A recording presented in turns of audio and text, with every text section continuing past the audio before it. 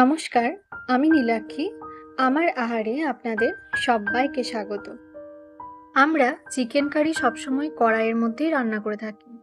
কুকারের মধ্যে করি না বললেই চলে, কারণ চিকেন তো খুব তাড়াতাড়ি সেদ্ধ হয়ে যায়।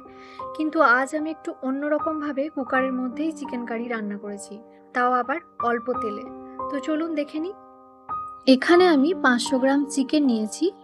এর মধ্যে দিয়ে দিলাম হাফ কাপ টক দই, 2 টেবিল চামচ আদা রসুন বাটা, 2টো মিডিয়াম সাইজের পেঁয়াজ স্লাইস করা, সানরাইসের জিরে গুঁড়ো 2 টেবিল চামচ, সানরাইসের কাশ্মীরি মির্চ 1 চা চামচ, সানরাইসের চিকেন কারি মশলা 1.5 টেবিল চামচ, স্বাদ অনুসারে লবণ, 1 চা চামচ হলুদ গুঁড়ো, হাফ চা চামচ চিনি, আগে থেকে কেটে রাখা একটা টমেটো, 4টে চেরা কাঁচা লঙ্কা, আর একটা পাতিলেবু হাফ করে কেটে নেওয়া ওই রসটা দিয়ে দিলাম। এবার সমস্ত কিছু একসাথে ভালো করে মেখে নেব। এরপর দিলাম 4টে আলু আর 4 টেবিল চামচ সর্ষের তেল। আবার ভালো করে মেখে ঢাকা দিয়ে রেখে দেব 30 মিনিট।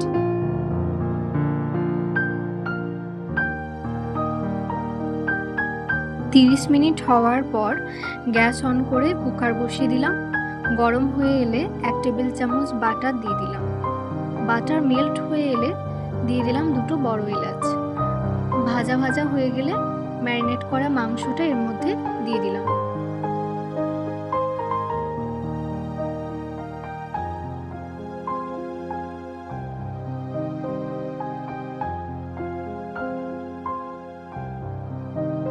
তারপর 10 মিনিট ভালো করে নেড়ে নেব। ম্যারিনেট করার জন্য মাংস থেকে অনেকটা জল বেরিয়েছে, তো সেই জন্য 10 মিনিট নাড়ব যাতে জলটা মরে যায়। দেখুন এবার খুব সুন্দর তেল ছেড়ে এসেছে।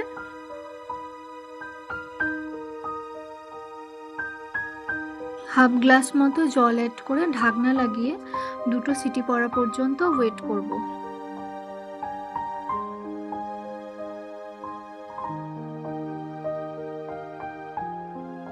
আমি এখানে হাই ফ্লেমে একটা সিটি পড়ার পর লো ফ্লেম করে দিয়েছি, তারপর লো ফ্লেমে একটা সিটি পড়ার পর গ্যাসটা অফ করে দিয়েছি।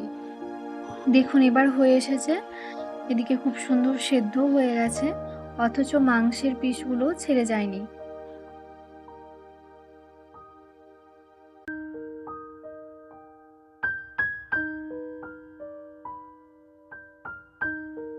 এই রেসিপিটা যদি ভালো লাগে তাহলে অবশ্যই একটা লাইক করে দেবেন।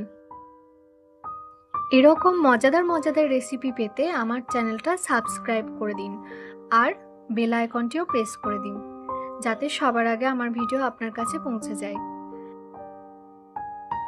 আজ তাহলে এটুকুই, আসবো আবার পরের একটা রেসিপি নিয়ে। ভালো থাকবেন।